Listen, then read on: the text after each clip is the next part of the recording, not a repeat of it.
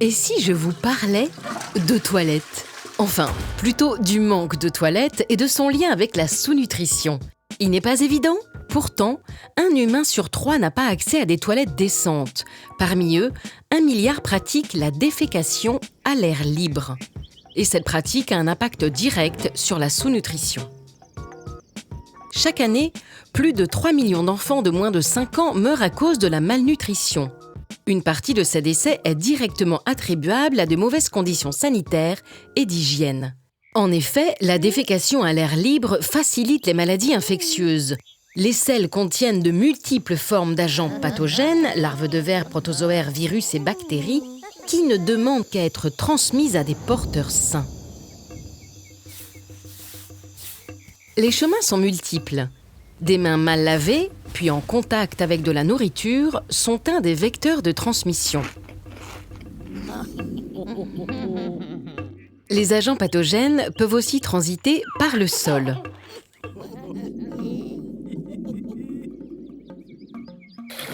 Et souvent, contaminer l'eau. Ils circulent aussi sous les pattes des mouches, volant ainsi directement des selles aux assiettes. Ces agents pathogènes attaquent l'intestin grêle. Celui-ci se défend en libérant de l'eau et provoque ainsi une diarrhée. Les nutriments nécessaires à la croissance sont évacués, ils ne sont donc plus assimilés. Si ces diarrhées sont récurrentes, les parois de l'intestin se modifient et empêchent l'absorption complète de nutriments. À terme, l'enfant est dénutri. Alors, c'est plus clair le lien entre sous-nutrition et défécation à l'air libre? Continuons. Le manque de latrines crée aussi un environnement propice à la multiplication de maladies qui auront des incidences négatives sur la croissance. Il engendre des risques d'agression,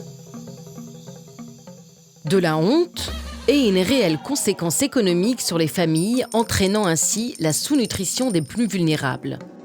Les diarrhées provoquent chaque année la mort de plus de 600 000 enfants, soit la 3e cause de mortalité infantile. Vous trouvez ça injuste? Vous avez raison, car il existe des solutions. Avec l'accès à des toilettes, on réduit d'1 tiers les diarrhées. Grâce au lavage des mains à l'eau et au savon, on divise par 2 le risque de maladie. Et si on fait les comptes, 1 euro investi dans l'assainissement en rapporte 5, car les gens sont moins malades et gagnent plus pour leur famille. Investir dans l'assainissement est un moyen de développement et un moyen rentable. Maintenant, vous le savez, le fléau de la malnutrition ne sera pas éradiqué sans un accès aux toilettes pour tous. Il faut briser ce tabou. Des solutions simples existent, c'est une question de volonté politique et de financement.